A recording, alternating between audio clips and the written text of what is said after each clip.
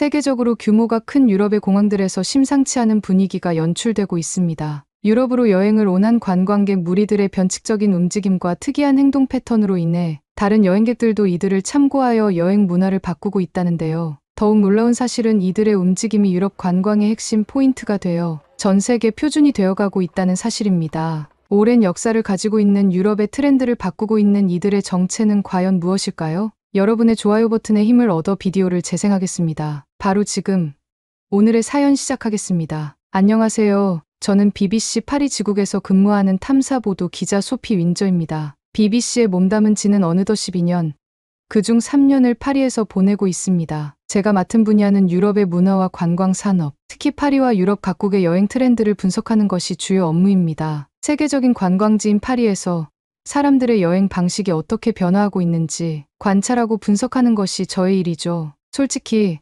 최근 몇 년간 관광업계에서 크게 달라진 점은 없었습니다. 유럽의 관광 산업은 이미 잘 정립되어 있었고 사람들은 전통적인 방식대로 여행을 즐기고 있었으니까요. 그런데 며칠 전 런던 본사에서 걸려온 한 통의 전화가 그 생각을 완전히 바꿔놓았습니다. 그날은 평소처럼 말의 지구의 작은 카페에서 기사를 정리하고 있었습니다. 아침부터 루브르 박물관 인근의 관광 트렌드에 대한 글을 작성하고 있었죠. 그때 스마트폰이 울렸습니다. 화면을 보니 런던 본사 편집장인 마이클 브래드쇼였습니다. 마이클은 BBC에서만 30년을 근무한 베테랑 기자였습니다. 저에게는 상사이자 기자로서의 길을 알려준 멘토 같은 사람이었습니다. 소피, 지금 통화 가능해? 편집장님의 목소리는 평소보다 무겁고 신중했습니다. 보통 기사 피드백이나 간단한 업무 연락은 이메일로 보내시는데 이렇게 직접 전화를 하실 정도라면 단순한 건이 아니라는 뜻이겠죠. 네, 편집장님 무슨 일이신가요? 지금 관광업계에서 이상한 변화가 감지되고 있어. 특히 유럽 전역에서. 관광업계에서요? 무슨 말씀이신지 잘 이해가 안 되는데요. 최근 몇 년 사이 특정 국가의 관광객들이 유럽의 여행 방식을 완전히 바꿔놓고 있다는 보고가 들어왔어. 공항 시스템, 레스토랑, 명품 매장까지 영향을 미쳤다고 해. 관광객들이 유럽 시스템을 바꾼다고요? 솔직히 이 말을 듣고도 저는 쉽게 이해가 되지 않았습니다. 관광 산업은 기본적으로 현지 시스템에 맞춰 여행객들이 적응하는 방식으로 운영되기 마련인데 어떻게 관광객들이 오히려 유럽의 관광 구조 자체를 변화시키고 있다는 것인지 감이 오지 않았습니다. 그래서 직접 확인해 봐야겠어. 현재 우리가 조사한 바로는 그 특정 국가가 한국이야. 한국이요? 의외의 나라였습니다. 중국, 미국, 일본 같은 대규모 관광객을 보유한 국가가 아니라 한국이요? 맞아, 한국인 관광객들은 원래 꼼꼼한 편이었지만 최근 몇 년 사이 그들의 여행 방식이 완전히 새로운 차원으로 진화했다고 해. 유럽 공항 관계자들도, 호텔 업계도, 명품 브랜드 매장들도 모두 한국인들의 패턴에 맞춰 움직이고 있어. 이게 단순한 우연인지 정말 그렇게 큰 영향을 미친 건지 직접 조사해줘. 정확히 어떤 부분에서 변화가 일어났다는 건가요? 가장 먼저 파리 샤를 드골 공항부터 살펴봐야 해. 거기서부터 변화가 시작됐다고 하더군. 샤를 드골 공항은 유럽에서 가장 바쁜 공항 중 하나입니다. 연간 7천만 명 이상이 이용하는 국제공항으로 유럽의 관문 역할을 하는 곳이죠. 공항부터 변화가 시작됐다고요? 그래, 공항 관계자들의 말에 따르면 한국인 관광객들의 여행 방식이 공항 운영 방식에까지 영향을 주고 있다고 해. 보안 검색대 운영 방식이 달라지고 탑승 게이트 배치도 일부 조정되었다고 하더군. 심지어 한국인을 위한 안내판이 추가 배치되었다는 보고도 있어. 관광객들이 공항 시스템까지 바꿀 정도라고요? 도대체 어떤 방식으로 여행을 하기에 그런 일이 가능한 거죠? 그걸 내가 직접 확인해야겠지. 편집장님의 말에 저는 잠시 침묵했습니다. 관광객들의 행동만으로 공항 시스템이 바뀔 수 있다는 것 자체가 비현실적으로 들렸습니다.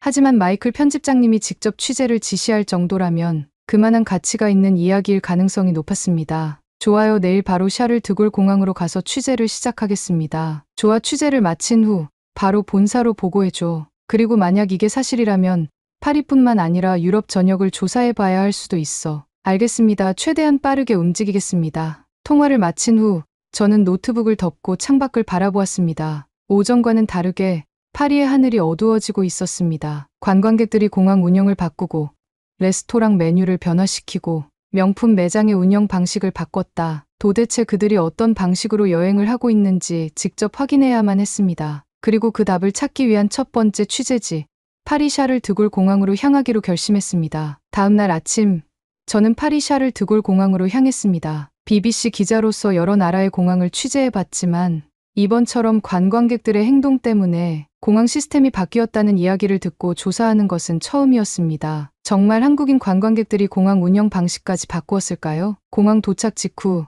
저는 공항 내부 관리팀에서 근무하는 장피에르 씨와 만나기로 했습니다. 그는 이곳에서 15년 넘게 근무한 베테랑 관리자였습니다. 소피 기자님 맞으시죠? 런던 본사에서 연락받았습니다. 생각보다 빠르게 오셨군요. 네. 가능한 한 빨리 확인하고 싶었습니다. 본사에서는 한국인 관광객들의 여행 방식이 공항 시스템에까지 영향을 주고 있다고 하던데 정말 그런가요? 솔직히 처음엔 우리도 믿기 어려웠어요. 하지만 직접 보시면 이해가 될 겁니다. 장피에르 씨는 저를 데리고 공항 관제실로 향했습니다. 그곳에서는 공항 내부 CCTV 화면이 실시간으로 송출되고 있었습니다. 자, 여기 화면을 보세요. 그가 손짓한 모니터에서는 터미널 내부를 이동하는 관광객들의 모습이 보였습니다. 제 시선이 한 그룹에 머물렀습니다. 한눈에 보기에도 다른 관광객들과 확연히 구별되는 검은 롱패딩을 맞춰 입은 사람들이었죠. 그들은 줄을 맞춰 이동하며 흐트러짐이 없었습니다. 마치 훈련된 군인들처럼 혼잡한 공항을 빠르게 통과하고 있었습니다. 저 사람들이 한국인 관광객들이에요. 보세요. 줄 서는 방식부터 다릅니다. 일반 관광객들은 보안 검색대에서 줄을 서며 우왕좌왕하지만 저들은 미리 검색대 위치와 이동 경로를 파악하고 있어요. 동선이 거의 완벽합니다. 저는 믿기 어려웠습니다. 관광객들은 일반적으로 공항에 도착한 후에야 자신의 동선을 고민하기 마련입니다. 하지만 한국인들은 이미 동선이 짜여 있고 서로 실시간으로 정보를 공유하며 이동하는 것처럼 보였습니다. 그런데 저 사람들이 들고 있는 스마트폰 화면이 다 같은 것 같네요. 정확히 보셨습니다. 저분들은 실시간 위치 공유 앱을 활용해서 움직입니다. 관제실의 CCTV 화면을 확대해 보니 그들은 자신들의 위치를 실시간으로 공유하며 서로 메시지를 주고받고 있었습니다. 보안 검색대마다 대기 시간이 다르다는 걸 아시죠? 이분들은 출발 전에 공항 앱을 통해 대기 시간을 분석합니다. 그리고 가장 빠르게 통과할 수 있는 검색대를 선택하죠. 정말로 그런가요? 단순히 우연이 아닐까요? 그렇지 않습니다. 데이터를 확인해 보면 한국인 관광객들은 다른 국가 관광객들보다 평균적으로 20% 이상 빠르게 공항을 빠져나갑니다. 저는 잠시 말을 잇지 못했습니다. 한국인들이 공항 운영 방식까지 바꿀 정도라는 말씀이신가요? 맞아요. 한국인 관광객들이 증가하면서 우리 공항도 동선을 최적화할 필요성을 느끼게 되었어요. 그래서 몇 달 전부터 한국어 안내판을 추가 배치하고 탑승 게이트 위치도 일부 조정했습니다. 장피에르 씨의 설명을 듣고 저는 다시 화면을 보았습니다. 한국인 관광객들은 절대 헤매는 법이 없었습니다. 보안 검색대를 통과하는 과정도 빨랐습니다. 그들은 이미 액체류 반입 기준과 보안 검색 절차를 숙지하고 있었고 가방에서 미리 준비한 투명 지퍼백을 꺼내 들고 있었습니다. 저분들은 마치 모든 과정을 예습하고 온 사람들 같아요. 정확합니다. 그 덕분에 공항 보안 검색대의 업무 효율이 높아졌어요. 예전에는 여행객들이 검색대 앞에서 지갑이나 전자기기를 꺼내느라 시간을 허비하는 경우가 많았죠. 하지만 한국인들은 이미 다 준비된 상태로 검색대를 통과합니다. 이제는 다른 나라 관광객들도 이들을 따라하기 시작했어요. 공항 면세점에서도 이분들의 영향력을 확인할 수 있습니다. 같이 가보시죠. 장피에르 씨는 저를 면세점 구역으로 안내했습니다. 출국 심사를 마친 한국인 관광객들이 면세점 안으로 이동하고 있었습니다. 그들은 들어가자마자 바로 필요한 제품이 있는 매장으로 이동했습니다. 그리고 거의 고민 없이 물건을 골랐습니다. 보통 면세점에서는 손님들이 진열대를 돌며 구경을 하죠. 하지만 한국인들은 다릅니다. 이미 무엇을 살지 정해놓은 상태에서 곧바로 계산대로 가는 경우가 많아요. 그런데 아까 보니 스마트폰을 계속 확인하면서 움직이던데요. 맞아요. 한국인들은 대부분 사전에 가격을 비교하고 최적의 쇼핑 동선을 짜놓은 상태에서 면세점을 방문합니다. 여기 보시면 이분들은 각국 면세점의 제품 가격을 비교하는 데이터까지 준비해 두고 있습니다. 실제로 한 관광객이 들고 있는 스마트폰 화면을 보니 파리,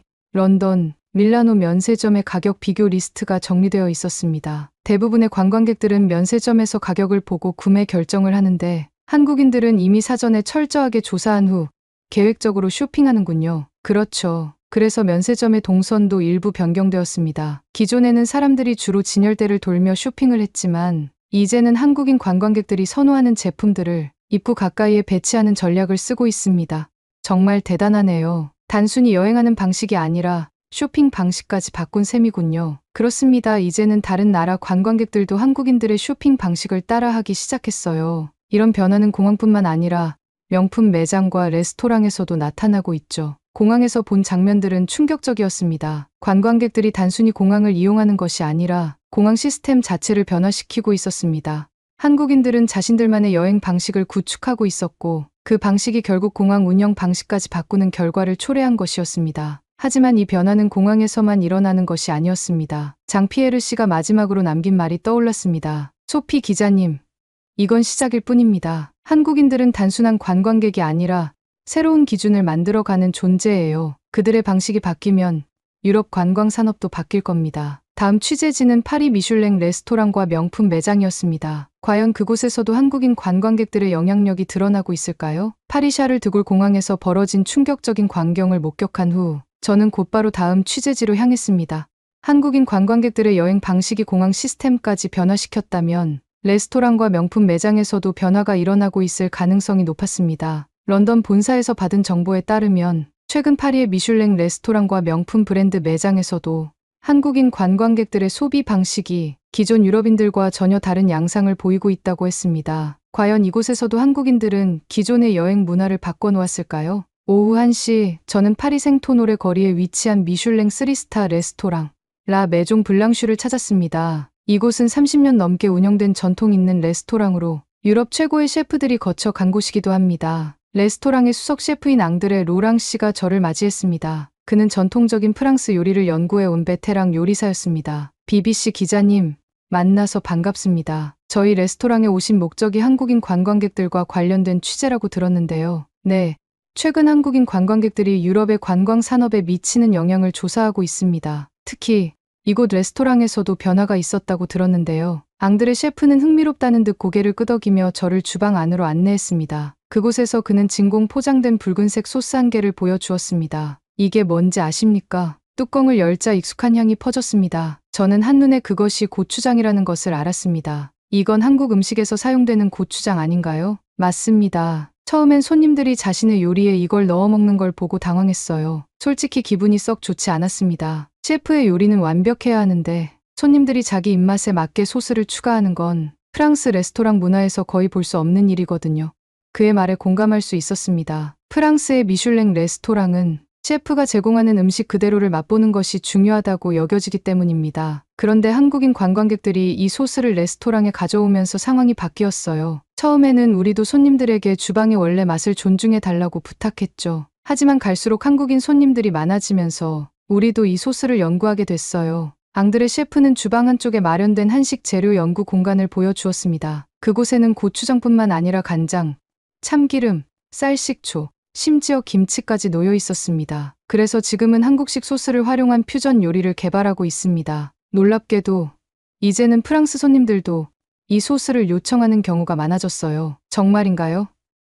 한국식 소스를 찾는 프랑스 손님들이 많아졌다는 말씀이세요? 네, 처음엔 한국인들만 고추장을 원했지만 시간이 지나면서 다른 유럽 손님들도 관심을 보였어요. 특히 고추장을 활용한 해산물 요리는 이제 저희 레스토랑에서 가장 인기 있는 메뉴 중 하나가 됐습니다. 미슐랭 레스토랑의 메뉴가 바뀐다는 것은 단순한 변화가 아니었습니다. 그것은 관광객들의 취향이 유럽 현지 음식 문화까지 영향을 미쳤다는 결정적인 증거였습니다. 한국인 관광객들의 여행 방식이 단순한 소비에 그치는 것이 아니라 자신들의 문화를 유럽에 자연스럽게 녹여내고 있다는 생각이 드네요. 맞아요. 저도 그걸 인정하게 됐어요. 요즘은 한국 소스를 연구하는 프랑스 셰프들이 많아졌어요. 미슐랭 레스토랑도 이제 한국인 관광객을 무시할 수 없게 됐죠. 앙드레 셰프의 말을 들으며 저는 한국인들의 여행 방식이 단순한 관광을 넘어 새로운 글로벌 미식 문화를 만들어 가고 있다는 사실을 깨달았습니다. 레스토랑 취재를 마친 후 저는 샹젤리제 거리에 위치한 유명 명품 매장으로 이동했습니다. 이번에는 고급 브랜드 매장에 소비 패턴이 변화하고 있다는 보고를 확인하기 위해서였습니다. 매장 매니저인 마르코 페레즈 씨를 만나 이야기를 나눴습니다. BBC에서 오셨다고요? 흥미로운 주제군요. 한국인 관광객들에 대해 조사 중이라고 들었습니다. 네, 최근 한국인 관광객들이 유럽 관광 산업에 미치는 영향을 취재하고 있습니다. 특히 이곳 명품 매장에서도 한국인 고객들의 소비 방식이 독특하다는 이야기를 들었습니다. 독특한 정도가 아니라 우리를 다시 공부하게 만들었다고 하는 게 맞을 겁니다. 마르코 씨는 저를 매장 안으로 안내하며 이야기를 이어갔습니다. 보통의 관광객들은 매장에 들어와 이것저것 구경하고 한참 고민하다가 구매를 결정합니다. 하지만 한국인 고객들은 다릅니다. 이미 구매할 제품과 가격 정보를 모두 조사한 후 매장에 들어옵니다. 그러면 바로 구매하나요? 네, 고민할 필요가 없어요. 왜냐하면 이들이 이미 사전에 가격 비교를 끝내고 오기 때문입니다. 여기 보시면 스마트폰 화면에서 실시간으로 명품 가격 비교 정보를 확인하고 있어요. 저는 한 고객이 들고 있는 스마트폰 화면을 보았습니다. 거기에는 파리, 런던, 밀라노 명품 매장의 가격이 유로 파운드 원화로 계산되어 있었고 각국의 세금 환급률까지 정리된 리스트가 있었습니다. 저희 직원들은 처음에 깜짝 놀랐어요. 한국인 고객들은 매장에 오기도 전에 이미 우리가 판매하는 모든 제품의 가격을 다 알고 있었거든요. 그럼 다른 관광객들도 이런 한국인들의 방식을 따라하고 있나요? 그렇죠. 이제는 일본, 중국, 미국 관광객들도 이 방식을 참고하기 시작했습니다. 한국인들이 새로운 소비 패턴을 만들어낸 거죠. 한국인들의 여행 방식이 단순한 관광이 아니라 유럽의 명품 소비 트렌드까지 바꾸고 있다는 사실이 너무나도 놀라웠습니다. 공항, 레스토랑, 명품 매장까지. 한국인 관광객들은 단순한 여행객이 아니었습니다. 그들은 자신들의 효율적인 여행 방식과 문화를 통해 유럽 관광 산업 자체를 바꾸고 있었습니다. 파리 샤를 드골 공항, 미슐랭 레스토랑, 그리고 명품 매장에서 목격한 광경은 충격적이었습니다. 한국인 관광객들은 단순한 여행객이 아니었습니다. 그들은 철저한 계획과 효율적인 소비 패턴으로 유럽의 관광 산업을 변화시키고 있었습니다. 하지만 아직 한 가지 의문이 남아 있었습니다. 왜 한국인들은 이렇게까지 철저하게 여행을 계획하는 걸까? 공항에서는 실시간 위치 공유와 최적의 보안 검색대 선택, 레스토랑에서는 고추장을 중심으로 한 새로운 미식 트렌드, 명품 매장에서는 전 세계적인 가격 비교를 통한 전략적 쇼핑. 이 모든 것이 우연일 리 없었습니다. 저는 한국인 관광객들을 직접 만나 보기로 했습니다. 다음 날, 저는 에펠탑 근처의 한 카페에서 한국인 관광객들과 인터뷰를 진행했습니다. 인터뷰에 응한 사람들은 30대 직장인 부부, 40대 사업가, 20대 대학생 친구들이었습니다. 안녕하세요. 저는 BBC에서 유럽 관광 산업을 취재하는 기자입니다. 최근 한국인 관광객들의 여행 방식이 유럽에 큰 영향을 미치고 있다는 것을 아시나요? 30대 직장인 부부가 웃으며 대답했습니다. 네, 인터넷에서도 그런 이야기가 많더라고요. 그런데 저희는 그저 계획적으로 움직이는 것뿐인데요. 보통 관광객들은 즉흥적으로 여행하는 경우가 많은데 한국인들은 15분 단위로 일정을 계획하고 최적의 쇼핑 동선을 분석한다고 들었습니다. 이렇게까지 철저한 계획을 세우는 이유가 뭔가요? 40대 사업가는 조금 생각하다가 대답했습니다. 한국에서는 휴가가 길지 않아요. 대개 1~2주 정도밖에 없죠. 그러다 보니 한정된 시간 안에 최대한 많은 것을 경험하려면 철저한 계획이 필수입니다. 20대 대학생 친구들도 고개를 끄덕이며 말을 보탰습니다. 우리는 여행 전 온라인 커뮤니티에서 정보를 모아요. 트래블 바이블이라고 해서 여행 고수들이 공유한 최적의 루트를 참고해서 일정을 짜죠. 트래블 바이블이요? 네. 한국인들은 여행 경험을 공유하는 걸 좋아해서 다녀온 사람들이 남긴 최고의 루트를 바탕으로 자기만의 일정을 만듭니다. 어떤 시간대에 어디를 가야 줄을 덜 서고 어느 매장에서 가장 저렴하게 쇼핑할 수 있는지 이미 데이터가 다 정리되어 있죠. 그러면 즉흥적인 여행은 잘하지 않나요? 즉흥 여행도 해요. 하지만 기본적인 일정은 미리 완벽하게 짜놓고 그 안에서 변수를 조정하는 방식이죠. 그러면 시간을 낭비하지 않으면서도 예상치 못한 상황에도 대응할 수 있거든요. 이 말을 듣고 저는 깨달았습니다. 한국인들의 여행 방식은 단순한 빡빡한 일정이 아니었습니다. 그것은 한정된 시간을 최대한 효율적으로 활용하기 위한 전략적 여행이었습니다. 인터뷰를 마친 후 저는 런던 본사의 취재 내용을 보고했습니다. 편집장님은 제 보고서를 읽고 나서 잠시 침묵하더니 말했습니다. 소피, 내가 발견한 건 단순한 관광 트렌드가 아니야. 이건 새로운 라이프 스타일의 탄생을 기록한 것이야. 네. 저도 이번 취재를 하면서 그런 생각이 들었습니다. 한국인들은 단순히 여행을 즐기는 것이 아니라 가장 효율적이고 체계적인 방법으로 여행을 설계하고 있었습니다. 그렇다면 이 방식이 앞으로 다른 국가에도 영향을 미칠 가능성이 크겠지. 그렇죠. 이미 다른 나라 관광객들도 한국인들의 방식을 따라하고 있습니다. 공항에서는 한국인들이 이동하는 동선을 분석해 안내판을 새로 배치하고 명품 매장에서는 한국인 맞춤형 쇼핑 가이드북을 만들고 있었습니다. 프랑스의 미슐랭 레스토랑들도 한국인들의 입맛을 반영한 메뉴를 개발하고 있었고요. 편집장님은 흥미롭다는 듯 고개를 끄덕였습니다. 지금까지 유럽은 관광 산업에서 변화를 주도하는 입장이었어. 하지만 이제는 한국인들이 새로운 표준을 만들어 가고 있는 것 같군. 맞아요. 공항, 레스토랑, 쇼핑까지. 그들의 여행 방식이 이제는 유럽 관광 업계의 운영 방식을 바꿀 정도니까요. 이제 다음 단계는 뭐지? 한국으로 가서 그들이 여행을 준비하는 과정을 직접 취재해야겠죠. 이 여행 방식이 단순한 유행이 아니라 어떤 배경에서 탄생한 것인지 더 깊이 조사해야 합니다. 편집장님은 잠시 생각하더니 웃으며 말했습니다. 좋아. 소피 한국으로 가봐. 그렇게 해서 제 다음 취재지는 서울로 결정되었습니다. 취재를 마무리하면서 저는 한 가지 확신이 들었습니다. 한국인들은 단순한 여행객이 아니었습니다. 그들은 전략적으로 여행을 계획하고 그 과정에서 유럽의 관광 산업을 변화시키고 있었습니다. 과거에는 유럽이 전 세계 관광의 중심이었지만 이제는 한국인들이 새로운 여행 문화를 만들어 가고 있습니다. 그리고 이 변화는 앞으로 전 세계 관광 산업의 새로운 표준이 될 가능성이 높았습니다. 저는 노트북을 덮고 창밖을 바라보았습니다. 파리의 노을이 아름답게 지고 있었습니다. 하지만 제 머릿속에는 벌써 새로운 여행지가 떠오르고 있었습니다. 서울에서 나는 또 어떤 새로운 여행 문화를 발견하게 될까? 그렇게 한국에서의 새로운 취재가 시작되려 하고 있습니다. 오늘의 사연은 여기까지입니다. 한국인들의 빨리빨리 문화에서 온 여행 스타일이 전 세계 트렌드를 바꾸는 계기가 된 것이 아닐까 추측해봅니다. 여러분은 어떤 여행 스타일을 가지고 여행을 즐기시나요? 여러분만의 여행 꿀팁이나 여행 스타일을 댓글로 남겨주세요. 오늘의 이야기가 마음에 드신다면 구독, 좋아요 한 번씩 부탁드리겠습니다. 그리고 여러분의 댓글은 제게 큰 힘이 됩니다. 다음엔 더 흥미로운 사연으로 여러분을 찾아뵙겠습니다. 시청해 주셔서 감사합니다. 일본 결혼정보회사에 한국 남성을 찾는 일본 여성 수가 기하급수적으로 늘어가고 있다고 합니다. 심지어 일본에 거주하는 한국 남성이 아닌 한국에 거주하는 남성들을 찾기 위해 중개 수수료를 거침없이 내고 있다는데요. 도대체 일본에서는 어떤 일이 벌어지고 있는 것일까요? 여러분의 좋아요에 힘을 얻어 비디오 재생하겠습니다. 바로 지금 오늘의 사연 시작합니다. 안녕하세요. 저는 나가사와 유이입니다. 한국에서 직장 생활을 시작한 지 5개월이 되었네요. 한국에서 일하며 안정된 삶을 찾아가고 있어요. 불과 작년까지만 해도 저는 일본 도쿄에서 너무나도 힘든 나날을 보내고 있었거든요. 지금 돌이켜보면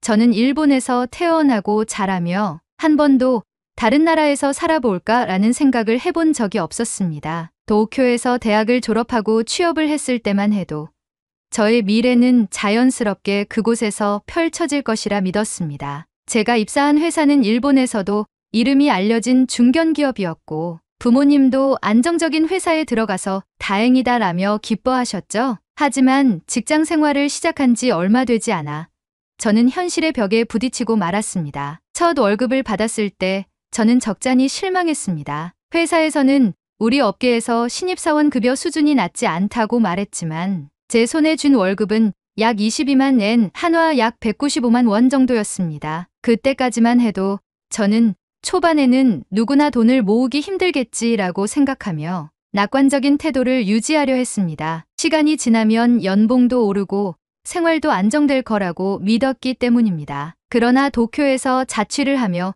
혼자 살아가면서 점점 현실을 깨닫게 되었습니다. 우선 월세가 가장 큰 부담이었습니다. 도쿄 중심부에서 방을 구하는 것은 엄두도 내지 못했고 외곽 지역에서 최대한 저렴한 원룸을 구해야만 했어요. 하지만 월세를 9만 엔, 한화 약 80만 원이나 내야 했고 여기에 전기, 수도, 가스 공과금이 약 2만 엔, 한화 약 18만 원 정도 추가로 나갔습니다. 교통비도 만만치 않았어요. 회사까지 전철로 왕복 1시간 이상 걸리는 거리였고 매달 정기권을 끊어도 1.5만 엔, 한화 약 13만 원이 필요했습니다. 그래서 저는 식비를 최대한 아껴보려 했습니다. 점심은 편의점에서 삼각김밥과 컵라면으로 때우고 저녁도 가급적 간단한 요리로 해결했습니다. 그래도 한 달에 식비만 무려 6만 엔, 한화 약 53만 원 정도가 들었습니다. 여기에 통신비로 1만 엔, 한화 약 9만 원이 나갔고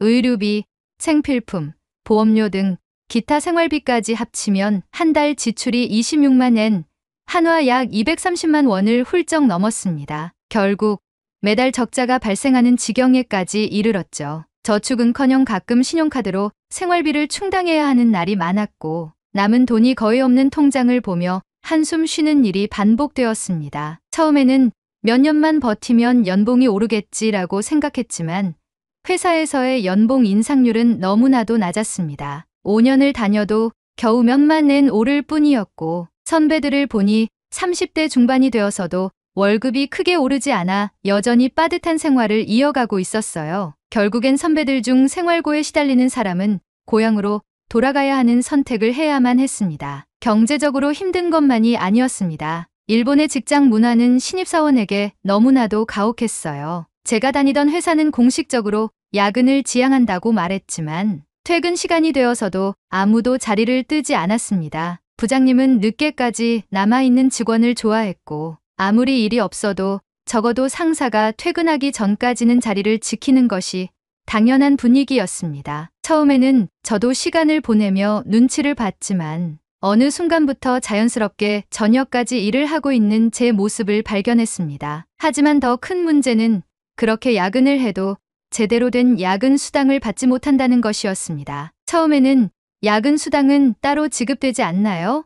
라고 조심스럽게 물었지만 돌아온 대답은 다음과 같았습니다. 우리 회사는 연봉제라서 야근 수당이 따로 없어요. 회사의 일원이면 이런 정도의 희생은 당연한 거 아니야? 결국 저는 밤늦게까지 일하면서도 추가 수당을 받지 못했고 그저 묵묵히 버티는 수밖에 없었습니다. 주말에도 회사에서는 자발적인 업무 참여라는 명목으로 근무를 요구하는 일이 많았고 실적 압박이 심할 때는 몇 주 연속으로 쉬지 못하는 경우도 있었습니다. 그렇게 일하고도 급여는 거의 오르지 않았고 생활은 점점 더 팍팍해졌습니다. 그렇게 하루하루를 버티던 중 또 다른 문제가 발생했습니다. 한 번은 업무 중 강한 지진이 발생해 사무실 전체가 흔들렸습니다. 건물 전체에서 삐걱거리는 소리가 들렸고 책상과 서랍이 덜컹거리며 흔들렸습니다. 동료들과 함께 책상 밑으로 몸을 피했지만 수십 초 동안 이어진 흔들림 속에서 심장이 터질 듯 뛰었습니다. 몇 분 후 흔들림이 잦아들었지만 그 후로도 계속해서 여진이 발생했습니다. 경제적으로도 힘들고 야근에 시달리며 지진이 발생할 때마다 불안에 떨어야 하는 삶. 20대 후반이 되면서 저는 일본에서 이렇게 계속 버티면서 살아야 할까라는 생각을 하며 미래에 대한 고민이 깊어져만 가고 있었습니다. 대학 친구들 중 몇몇은 결국 도쿄 생활을 포기하고 지방으로 내려가는 것을 본 순간 저도 고민에 빠지기 시작했습니다. 부모님이 계신 나고야로 돌아갈까? 하지만 그곳에 돌아간들 지금보다 나은 삶을 살 수 있을까? 하는 걱정이 저를 오도 가도 못하게 만들고 있었죠. 도쿄에서의 삶에 찌들어 지쳐갈 때쯤 한국에 사는 미호에게 연락이 왔습니다. 그녀는 유학을 한국으로 가서 생활하고 직장까지 한국에 잡고 생활하던 친구였습니다. 미호와 연락을 주고받던 도중 직장 스트레스를 풀기 위해 휴가를 내어 한국으로 여행을 떠나야겠다는 생각이 들었습니다. 미호는 그런 저를 환영하였고 순간 저는 망설임 없이 한국행 비행기 표를 예약했습니다. 비행기가 인천공항 활주로에 부드럽게 착륙하자 저는 창밖을 바라보며 깊은 숨을 내쉬었습니다. 이번 한국 여행에서 스트레스를 모두 풀고 새로운 마음으로 일본으로 돌아가 열심히 살아보자고 마음먹었죠. 입국 심사를 마치고 수화물을 찾아 입국장으로 향했습니다. 캐리어를 끌고 입국장을 나와 미호를 찾으려 두리번거리던 저는 곧 익숙한 얼굴을 발견할 수 있었어요. 멀리서부터 환하게 웃으며 손을 흔드는 미호가 보였습니다. 반가운 마음에 빠르게 그녀에게 다가갔습니다. 미호는 저를 보자마자 활짝 웃으며 포옹했고 저의 캐리어를 받아들었습니다. 미호와 이야기를 하며 미호는 앞장서 걸어갔습니다. 그런데 그녀는 지하철로 향하는 것이 아니라 자연스럽게 저를 데리고 주차장 쪽으로 걸어가고 있었습니다. 우리 지하철 타고 가는 거 아니야? 저는 당연히 지하철을 타고 서울로 이동할 거라고 생각하고 있었습니다. 그런데 미호는 아무렇지도 않게 말했습니다. 아니, 내가 차 끌고 왔어. 공항에서 서울까지 바로 가려고. 저는 순간 귀를 의심했습니다. 자동차 말이야? 응. 캐리어도 무겁잖아. 그리고 이 시간엔 차로 가는 게 더 편해. 그녀를 따라 주차장으로 이동하자 깔끔하고 반짝이는 흰색 세단 한 대가 보였습니다. 미호는 자연스럽게 차 키로 문을 열더니 트렁크를 열고 제 짐을 넣었습니다.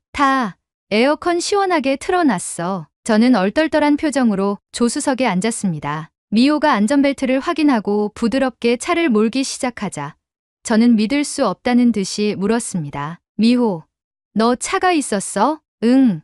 출퇴근할 때 필요해서 샀어. 가끔 주말에 교회로 놀러 나가기도 하고. 너 대체 한국에서 얼마나 잘 살고 있는 거야? 저는 감탄을 금치 못했습니다. 일본에서는 제 또래 직장인이 차를 산다는 것이 거의 불가능한 일이었기 때문입니다. 우선 자동차 자체의 가격도 비싸지만 더 큰 문제는 유지비였습니다. 일본에서는 차량 세금이 비싸고 주차비도 부담스러웠습니다. 특히 도쿄 같은 대도시에서는 월 주차비만 해도 3만 엔, 한화 약 27만 원이 넘는 곳이 많았습니다. 여기에 자동차 보험료, 정기검진 비용, 기름값까지 고려하면 직장인 초봉으로는 자동차를 유지하는 것이 사실상 불가능했습니다. 그런데 미호는 아무렇지도 않게 차를 몰고 다니고 있었습니다. 한국에서는 차 유지하는 게 그렇게 부담되지 않아? 제 질문에 미호는 웃으며 고개를 끄덕였습니다. 응, 물론 차를 사려면 목돈이 들지만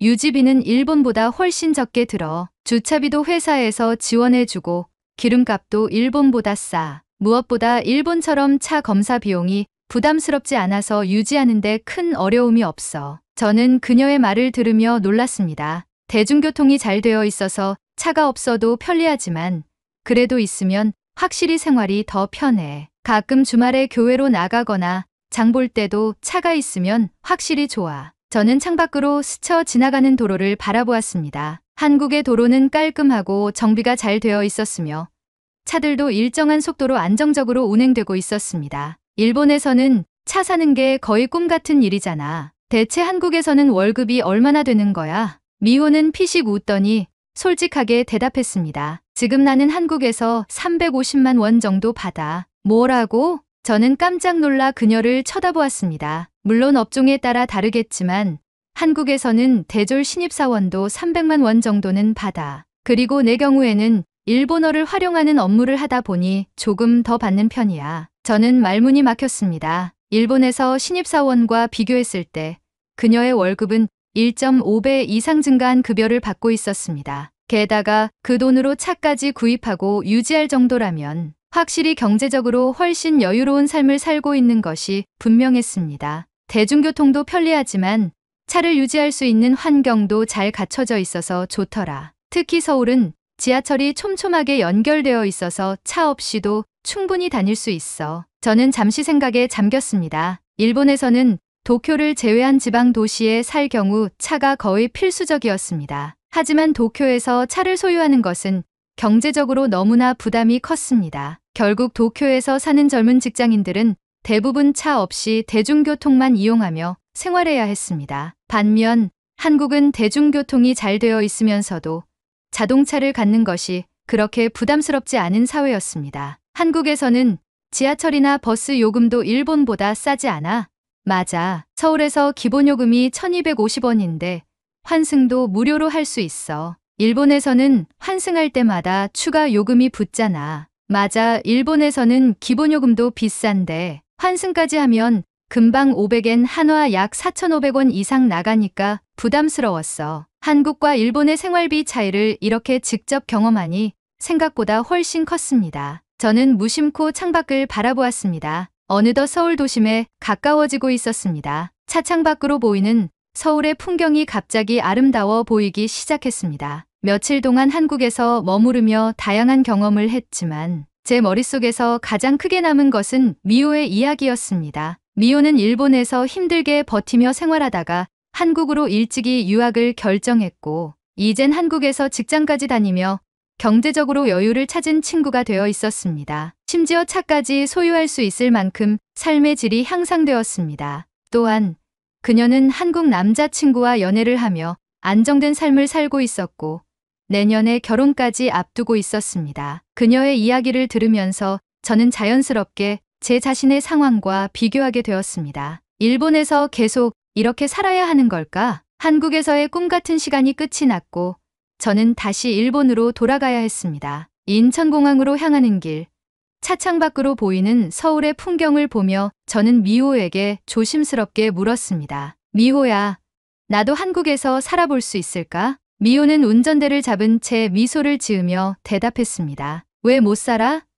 너도 충분히 할 수 있어. 오히려 일본에서 직장 경험도 있으니까 한국에서 더 좋은 조건으로 취업할 수도 있어. 하지만 한국어를 유창하게 하지 못하는데 나도 처음엔 한국어를 잘 못했어. 근데 한국에서 유학까지 하고 회사까지 다니니 실력이 쑥쑥 늘더라. 그리고 한국어 보기보다 배우기 쉬워. 저는 미호의 말을 경청하였고 미호는 말을 이어갔습니다. 그리고 요즘은 외국인 직원을 뽑는 기업이 많아서 한국어를 완벽하게 못해도 일할 기회는 충분해. 만약 내가 진짜 한국에서 일하고 싶다면 내가 최대한 도와줄게. 미호의 단호한 목소리를 들으니 조금씩 용기가 생기는 듯했습니다. 그렇게 저는 일본으로 돌아와 현실로 복귀하였습니다. 하지만 한국에서 보낸 시간이 계속해서 머릿속을 맴돌았고 일본에서의 삶이 더욱 힘겹게 느껴졌습니다. 그러던 중 일본으로 돌아온 지 얼마 지나지 않아 또다시 강한 지진이 발생했습니다. 그날 저는 사무실에서 일을 하고 있었습니다. 그런데 갑자기 휴대폰에서 긴급 지진 경보가 울렸습니다. 뭐야, 또 지진이야? 순간 사무실 바닥이 흔들리기 시작했습니다. 천장에 달린 형광등이 좌우로 흔들렸고 컴퓨터 모니터도 덜컹거렸습니다. 동료들이 책상 밑으로 몸을 피했고 저도 얼른 몸을 웅크렸습니다. 수십 초 후 흔들림이 멈췄지만 여진이 계속될 것이라는 뉴스가 나왔습니다. 결국 회사에서는 모든 직원들에게 조기 귀가 조치를 내렸습니다. 하지만 문제는 그 다음이었습니다. 다음 날 출근하자마자 상사는 아무렇지도 않게 말했습니다. 어제 지진 때문에 못한 업무가 많으니까 이번 주는 늦게까지 남아서 메꿔야겠지. 저는 순간 어이가 없었습니다. 어제는 천재지변으로 인해 회사가 문을 닫았던 것이었는데 왜 그 부담을 직원들이 져야 하는 건지 이해가 되지 않았습니다. 결국 저는 일주일 동안 강제 야근을 해야 했고 야근 수당도 받지 못했습니다. 지진이 발생하는 것도 무서웠지만 그보다 더 무서운 것은 이런 삶이 계속될 거라는 사실이었습니다. 그날 밤 저는 침대에 누워 다시 한번 깊은 고민에 빠졌습니다. 이렇게 계속 살아야 할까? 한국에 가면 정말 더 나은 삶을 살 수 있을까? 머릿속이 복잡했지만 한 가지는 분명했습니다. 일본에서는 내 삶이 절대 나아질 수 없다는 결론이었죠. 저는 결국 한국으로의 이직을 결심했습니다. 다음 날 저는 곧바로 미호에게 연락했습니다. 미호야, 나 진지하게 한국에서 일하고 싶어. 잘 생각했어. 내가 최대한 도와줄게. 미호는 한국에서 외국인이 취업할 수 있는 다양한 정보를 정리해 보내주었습니다. 저는 퇴근 후마다 면접을 위한 한국어 회화를 공부하기 시작했고 일본에서의 생활을 버티며 하루하루 실력을 쌓아갔습니다. 생각보다 한국어를 배우는 과정은 쉬웠고 저는 한국어로 기본적인 대화가 가능할 정도가 되었습니다. 그때부터 본격적으로 한국 기업들의 이력서를 제출하기 시작했습니다. 미호의 말대로 외국인을 필요로 하는 한국 회사들이 많았어요. 저는 여러 회사에서 면접 제안을 받았습니다. 그리고 저는 그중 첫 번째 회사의 면접을 준비하기 위해 최선을 다했습니다. 이게 내 인생을 바꿀 기회일지도 몰라. 저는 설레는 마음으로 한국행 비행기 표를 예약했습니다. 하지만 모든 게 제가 바라는 대로 순탄치만은 않았습니다. 공항으로 가는 도중 지진 경보음이 울리기 시작했습니다. 도로 위에 차들이 흔들리기 시작했고 사람들은 당황한 표정으로 휴대폰을 확인하고 있었습니다. 공항에 도착한 후에도 상황은 좋지 않았습니다. 지진으로 인해 여러 항공편이 지연되고 있었고 제 비행기도 연착되었습니다. 저는 면접에 늦을까봐 조마조마해지기 시작했습니다. 초조한 마음으로 공항 전광판을 바라보며 발을 동동 굴렀습니다. 수십 분이 지나고 드디어 비행기 이륙 준비가 시작되었습니다. 저는 간절한 마음으로 탑승 수속을 밟았고 다행히 비행기는 이륙할 수 있었습니다. 비행기가 인천공항 활주로에 착륙하자 저는 재빨리 안전벨트를 풀었습니다. 입국 수속을 마친 후 곧장 공항철도 탑승구로 향했습니다. 미호가 미리 회사 관련 정보와 면접장으로 이동하는 최단 거리를 정리해준 덕분에 빠른 걸음으로 이동했습니다. 공항철도 승강장으로 내려가자마자 한국의 대중교통 시스템이 인상적으로 다가왔습니다. 전광판에는 정확한 도착 시간이 표시되어 있었고 역 내부는 깔끔하게 정리되어 있었습니다. 열차가 도착하자 저는 빠르게 탑승해 창가 좌석에 앉았습니다. 창밖으로 스쳐 지나가는 풍경을 바라보며 면접에서 받을 질문과 대답을 계속 머릿속으로 정리했습니다. 몇 개월간 준비한 한국어가 얼마나 통할지 걱정되었지만 면접까지 온 이상 최선을 다하기로 했습니다. 서울역에 도착한 후 지하철을 환승했습니다. 사람이 많아 조금 복잡했지만 환승이 간편해서 길을 찾는데 큰 어려움은 없었습니다. 하지만 시간이 점점 촉박해지면서 긴장감이 커졌습니다. 드디어 면접이 이루어지는 회사 근처의 역에 도착하였고 저는 서둘러 역을 빠져나와 면접장을 향해 달렸습니다. 그러던 도중 예상치 못한 일이 벌어졌습니다. 면접 시간이 얼마 남지 않았다는 생각에 무턱대고 달리던 중 코너를 돌다가 앞에 있던 한 할머니와 부딪히고 말았습니다. 할머니 역시 작은 비명을 내지르며 뒤로 넘어지셨고 저는 할머니의 뒤통수가 바닥에 닿는 것을 막고자 순간적으로 손을 뻗어 할머니의 팔을 붙잡았습니다. 죄송합니다. 괜찮으십니까? 할머니는 당황한 듯 허리를 어루만지고 계셨습니다. 저는 급히 몸을 숙여 할머니를 부축했습니다. 괜찮아요. 한국인이 아닌가 봐요.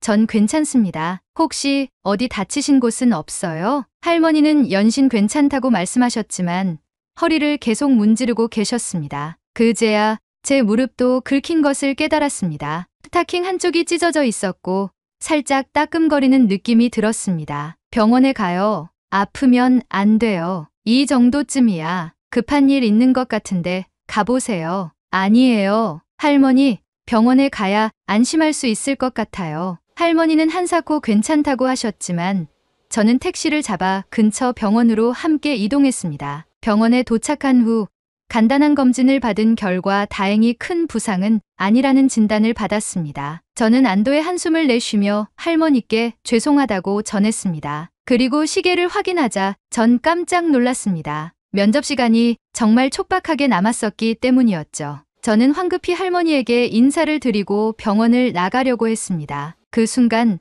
할머니는 저를 붙잡으시더니 지갑에서 무언가를 꺼내셨습니다. 현금 10,000원과 네잎클로버를 코팅한 작은 카드를 저에게 건네셨습니다. 이걸로 스타킹 새로 신으세요. 그리고 행운이 필요할 것 같아서. 아니에요.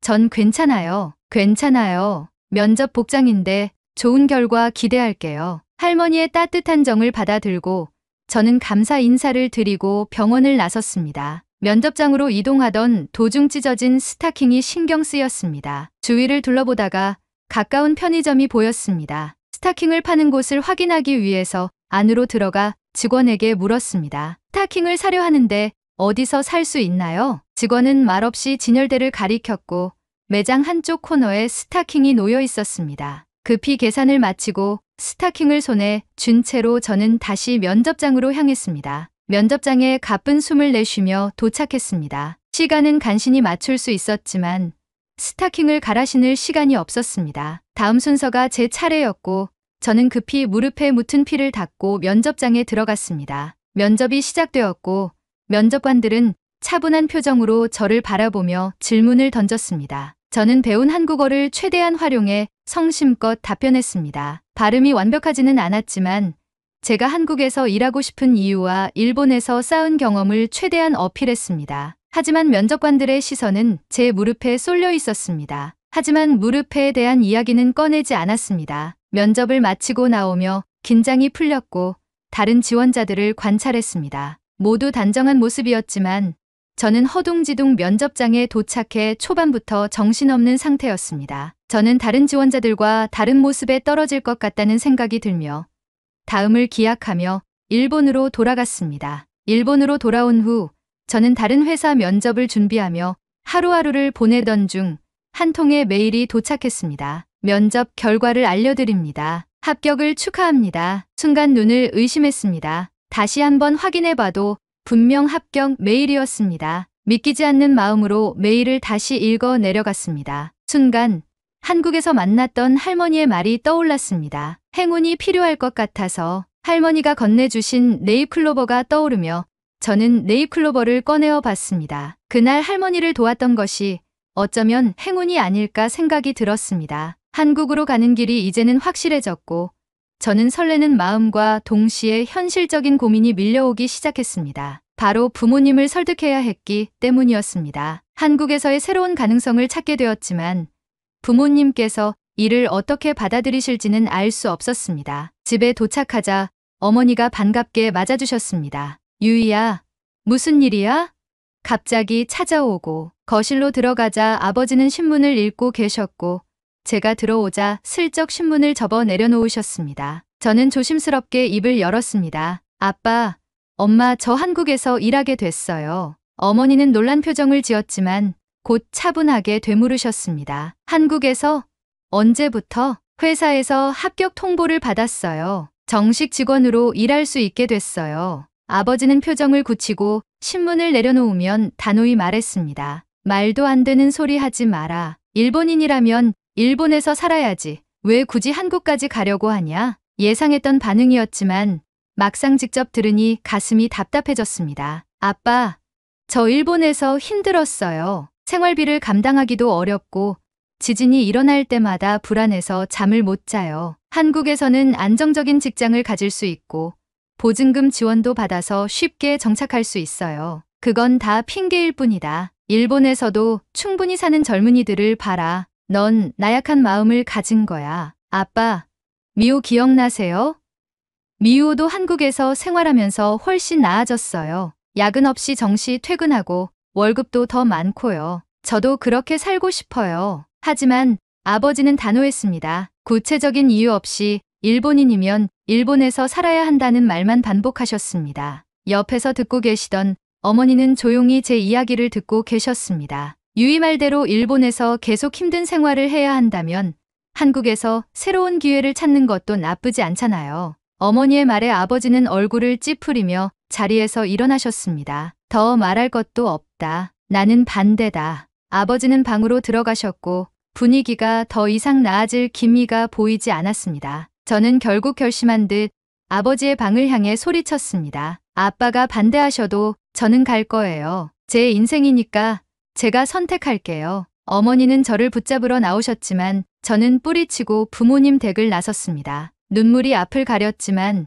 제 인생의 선택을 후회하지 않기 위해 눈물을 닦으며 집으로 향했습니다. 집으로 돌아와 한국으로 보낼 짐을 정리하고 있을 때 전화벨이 울렸습니다. 유이야, 할머니야. 할머니의 목소리는 평소처럼 다정했지만 왠지 모르게 걱정이 담겨 있는 듯했습니다. 너 한국 가기로 했다면서? 저는 조용히 대답했습니다. 네, 하지만 아빠께서 반대하셔서 마음이 무거워요. 그러자 할머니께서는 단호한 목소리로 말씀하셨습니다. 네, 아버지, 내가 설득해놨으니까 걱정하지 말아라. 순간 숨이 멎는 것 같았습니다. 정말요?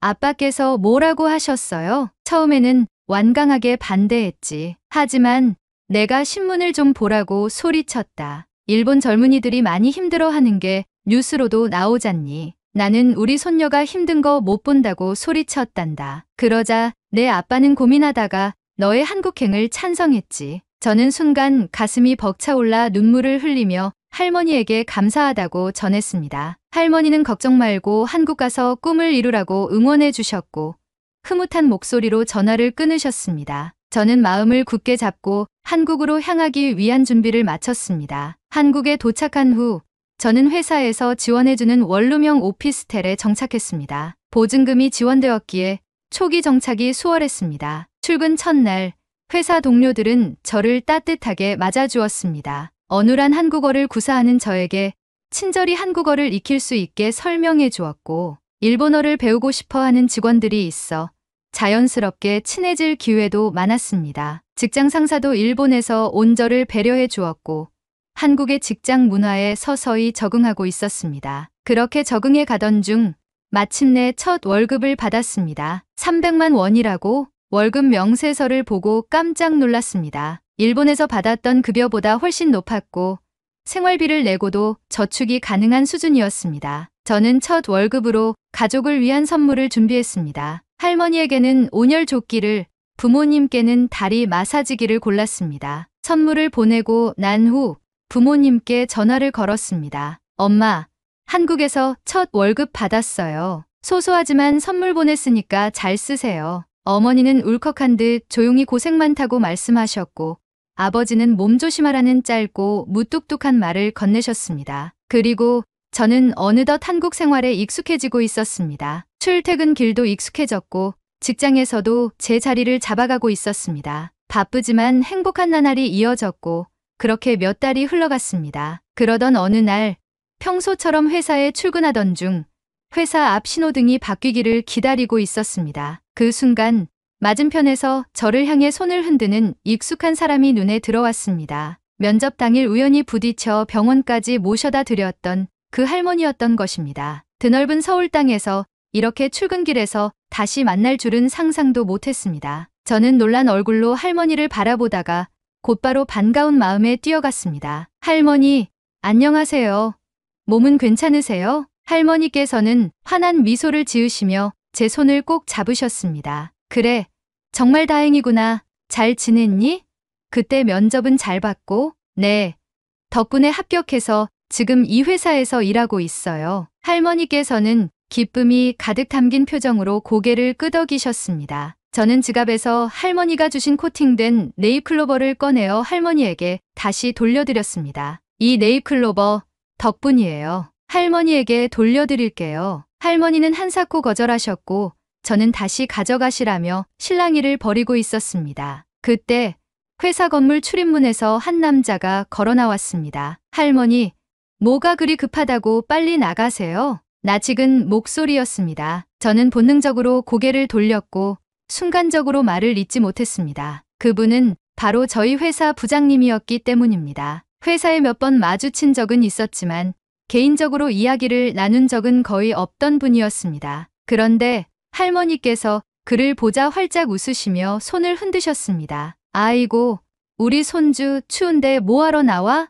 얼른 들어가. 저는 순간 숨이 멎을 것 같았습니다. 할머니, 손주요? 할머니께서는 고개를 끄덕이며 제 손을 놓고 부장님의 팔을 가볍게 두드리셨습니다. 그래, 이 녀석이 우리 집 손자란다. 부장님 역시 상황을 이해한 듯 저를 보며 놀란 표정을 지으셨습니다. 유희 씨 혹시 할머니를 도와주셨던 분이 유희 씨였어요? 저는 당황한 듯 웃으며 고개를 끄덕였습니다. 예전에 면접 보러 오던 날 길에서 우연히 뵙고 병원까지 모셔다 드렸어요. 그러자 할머니께서는 흐뭇한 미소를 지으시며 손자의 팔을 다시 한번 가볍게 두드리셨습니다. 이 아가씨가 내 할머니를 병원까지 데려다 준 착한 사람이란다. 아주 친절하고 예의도 바르고 내가 정말 고마운 마음을 가지고 있었어. 부장님은 어딘가 민망한 듯 고개를 긁적이며 웃었습니다. 그렇군요. 그날 할머니가 계속 너무 고마운 사람을 만났다라고 말씀하셨는데 그분이 유희 씨일 줄은 몰랐네요. 그렇게 갑작스럽게 시작된 대화는 자연스럽게 이어졌고 이후에도 회사에서 자주 마주치면서 서로에게 친근함을 느끼기 시작했습니다. 그리고 지금 그는 제 남자친구가 되었습니다. 처음 한국에 왔을 때는 상상도 못했던 일이었습니다. 일본에서 불안한 삶을 살던 저는 이제 한국에서 새로운 미래를 만들었습니다. 이곳에서 안정된 직장과 따뜻한 인연을 찾았고 저는 더 이상 불안하지 않았습니다. 이제는 확신할 수 있습니다. 내가 이곳에서 진정한 행복을 찾았다는 것을요. 오늘의 사연은 여기까지입니다. 오늘의 이야기가 마음에 드신다면 좋아요 한 번씩 부탁드리겠습니다. 그리고 여러분의 댓글은 제게 큰 힘이 됩니다. 다음엔 더 좋은 사연으로 여러분을 찾아뵙겠습니다. 시청해주셔서 감사합니다.